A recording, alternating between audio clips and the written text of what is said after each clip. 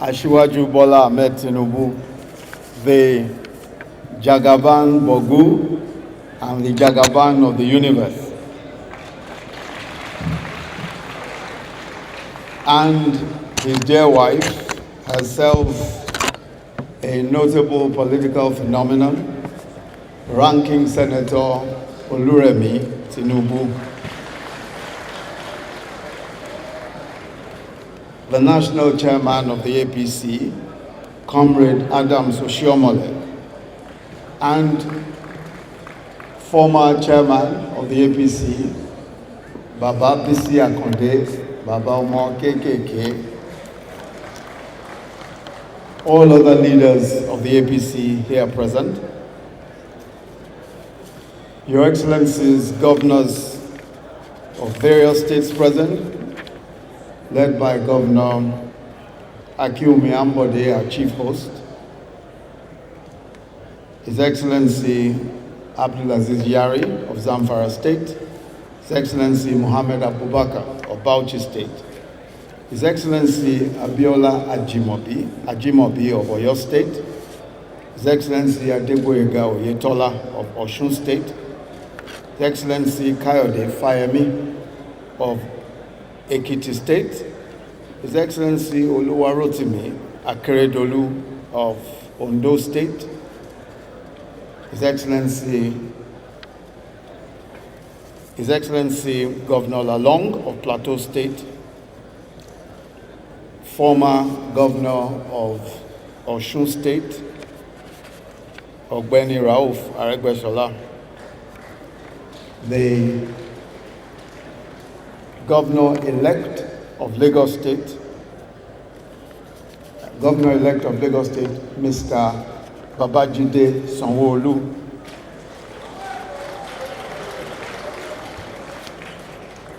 Deputy Governor of Edo State, Comrade Philip Shuaibu,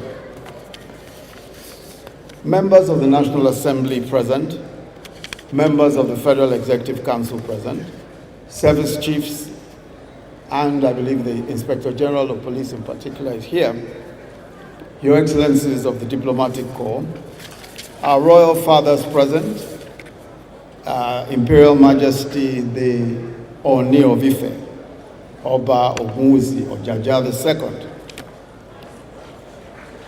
His Royal Majesty the Owa Obokun,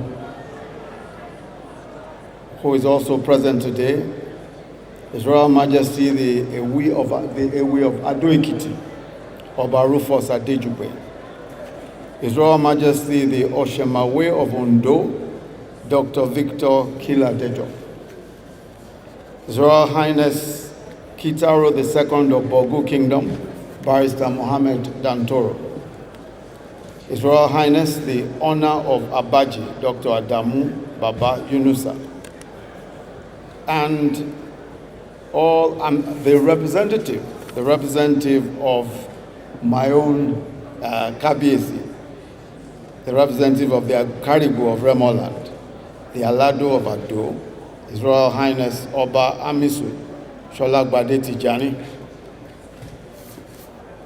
and all other royal fathers who are present here today. Distinguished guests, ladies and gentlemen, we are here for the 11th edition of the Bola Tinubu Colloquium. This is a yearly development gathering, a yearly gathering where we try to question and interrogate some of the difficult questions on economic and social development, not just in Nigeria, but across the world. We do it in celebration of a man who has spent the last 30 years of his life in creative and catalytic public service. He has, from his days as governor of Lagos State, provided clarity of thought and vision, pioneering vision in all aspects of governance. He is not a lawyer, as many of us know, but there are few Nigerians who have provoked so many legal controversies and constitutional challenges, resulting in several landmark judicial rulings especially in the area of federalism and what today is loosely described as restructuring. Many of us know, of course, that he's not an engineer, but a lot of his vision is what is responsible for what we see today in Lagos. The BRT, many know the bus rapid transport, the Lekki Industrial Zone, even the Eco-Atlantic project, which is a private project, but which he initiated as governor of Lagos State. And of course, the reform in the tax system of Lagos State. Today, Lagos, as we know, earns more revenue, more IGR, than 31 states of Nigeria put together.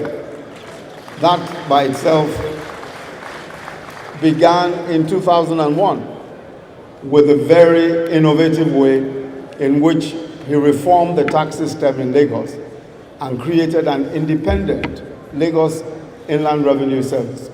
Several African countries and states of Nigeria have engaged the LIRS as consultants for their own reform efforts. But how about electoral reform? In 2007, when our party, then the ACM, was rigged out of elections in Osun, in Ekiti, in Ondo, and in Edo State, I was asked, he invited me to his residence, as Ashiwaju invited me to his residence at Bodilon. And he said to me, the only way by which we can possibly reclaim the states that have been taken away from us by this rigging is going through the courts. And he said to me that the only way is by proving that there was multiple voting. In other words, proving that a few people simply thumbprinted ballot papers, dumped the ballot papers into ballot boxes, and they were counted in favor of the opposition, then of course the PDP.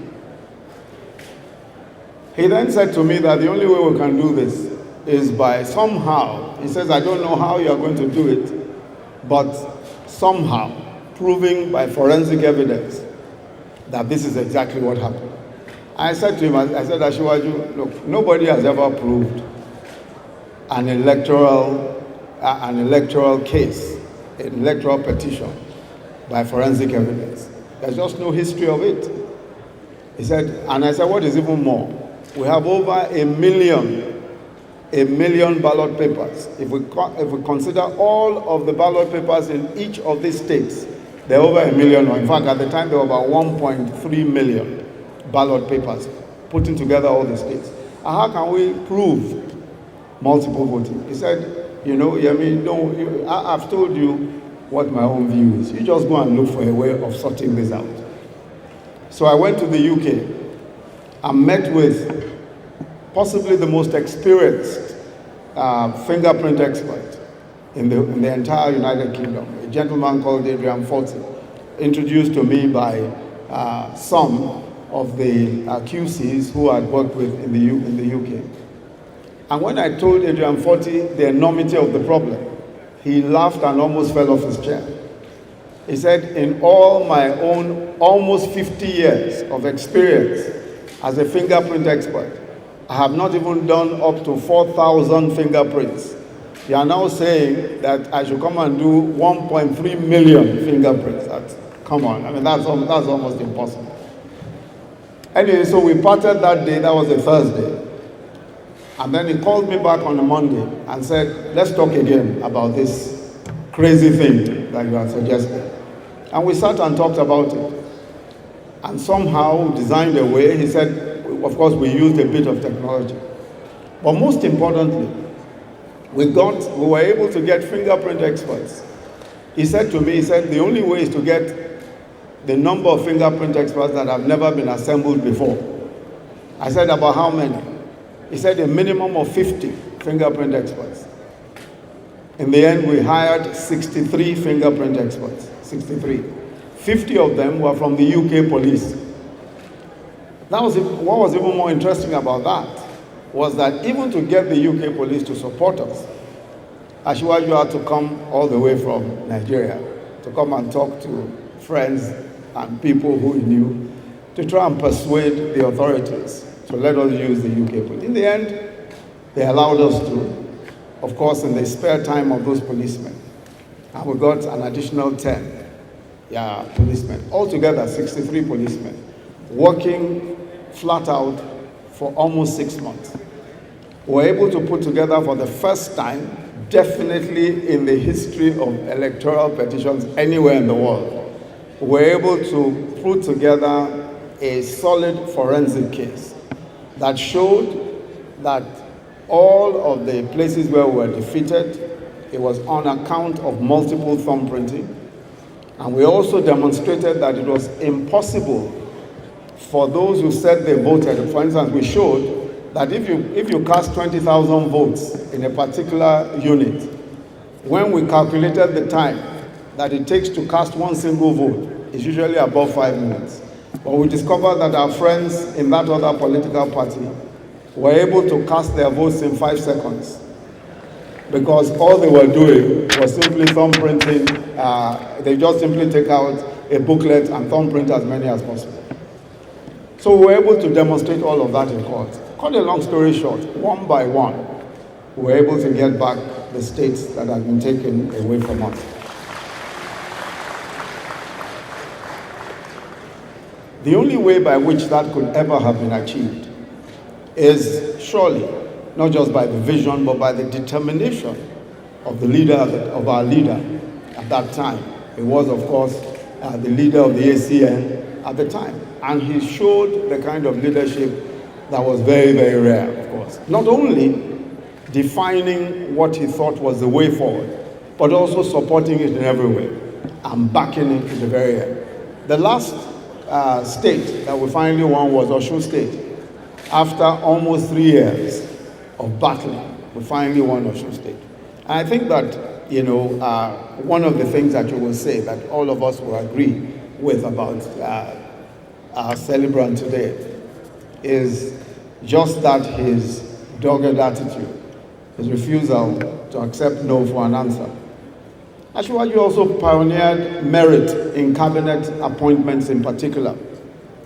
And I want to emphasize this because one of the major drawbacks that we have as a nation is that way by which we are blindsided into thinking that we can avoid merit and expect to achieve great things. We simply cannot avoid merit. I think Asiwaju demonstrated in the years when he was governor that political appointments, especially cabinet appointments, he simply looked for those that he considered the best possible material at the time, wherever they were from. So for the first time in the history of Lagos State, we had cabinet members from other parts of the country, beginning with other parts of the Southwest. Rauf Aregbesola, of course, is from Osun State. I from Ogun State. Wale Edun from Ogun State. Athawari from Delta. He became the first commissioner for lands. Lai Mohammed from Kwara State. Dele Alake from Ekiti State, and so many others. For the first time, we appointed judges from other, in fact, I've forgotten Ben Akabueze. Ben Akabueze, of course, from Anambra State, was commissioner for economic planning and budget after Yemi Cardoso, and for several years after that, he served as commissioner for budget and national planning. But also judges, the appointment of judges from everywhere else in the country. Justices Onyabo and Justice Sibyl Nwaka were both appointed to be judges of Lagos State. There is no other state in the country except some states in the north where we've seen the appointment of individuals from other states. And Asiwaju pioneered that. Just picking the best people, no matter where they're from, is a very important part of our story as a country. So every once in a while, I think that history gives us one or two persons who are gifted, transformative leaders. And I believe that our country has been gifted by this great transformative leader, Asiwaju Bola Tinubu. I believe very strongly that this man's political trajectory has only just begun. He's a man who has tremendous giftings, and is a man who I believe God has a great plan ahead for. I pray for you, Asiwaju, that as your days, so shall your strength, so shall your wisdom, and so shall your favor with God. In Jesus' mighty name, amen. I'll just say a word or two about the next level. As you know, the expression next level itself was our political campaign slogan in these last elections. And what we were saying was simply that there was a next phase to what our country had seen. There are many who would say that there were several things that were promised in 2015 which had not yet been realized. But I think the best way of putting it is to simply say that our country for the first time is experiencing a type of leadership that is bound to lead us to where it is that we have purpose for ourselves as a government. In my view, the honest leadership, a leadership with integrity of our President Muhammadu Buhari, is a very important component of getting anywhere at all in all of our development plans. I'd said before at the last colloquium that Nigeria's main problem is not a lack of ideas, is not a lack of projects or programs. It was most of the time, especially with the leadership in the past, was a lack of integrity in leadership. And corruption in particular was the reason why we were finding it difficult to make any progress. And I explained that that's why we earned $383 billion US in 4 years, 2010 to 2014, the highest ever in the history of our country, the highest ever. And yet, Lagos-Ibadan Expressway, not done. Lagos-Kano Rail, all of what is being done today, not done. We cannot point to a single major project, a single major infrastructure project that was completed in a 10-year period, despite the high earnings, including power. So a government coming after so many years of waste must be a government first that emphasizes fiscal prudence, a government that emphasizes integrity in public finance, so that we manage the little resources we have to achieve the maximum that can be achieved. And that is what President Muhammadu Buhari set out to do. As I keep saying, the president has never claimed to be an orator, and we all know that he's not an orator. He just gets things done. It was under President Muhammadu Buhari that 3 of the 4 refineries that we have today were built when he was Minister for Petroleum. 3,500 kilometers of pipelines were built by him as Minister of Petroleum in a 3-year period. So there's a track record here, not of talking, but of just getting things done. And this is what we've seen in the past 4 years. That is why we're able to put aside the money for the Lagos-Ibadan Expressway, and that is going on apace at the moment. That is why we've opened the first phase of the Lagos-Kano Railway, and that was commissioned just a few weeks before, a couple of days, I think it was just last month, that was commissioned, the Lagos-Abeokuta-Ibadan phase of that project. The Itakpe-Warri Railway, now completed, after 35 years of being on the books. The ABUJA rail, the light rail project here in Abuja, started in 2005. Budget after budget, never completed.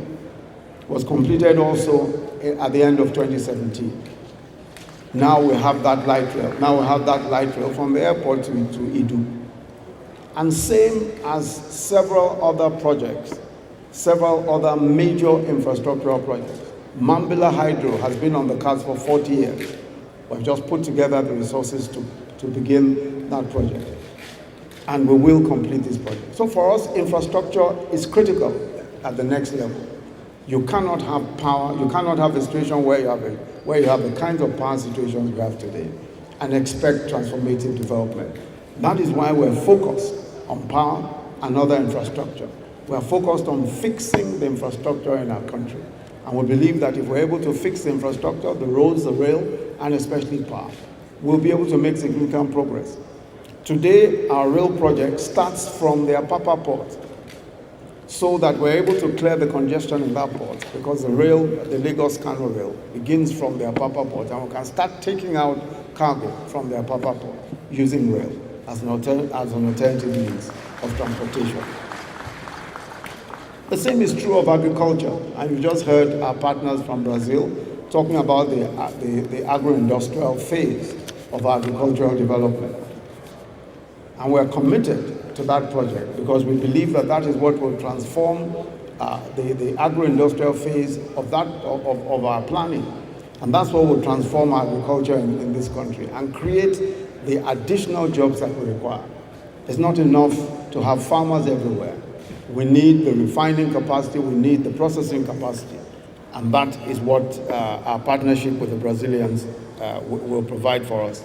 Same is true of the reforms that we're making in education and healthcare. Today, the emphasis is on digital literacy.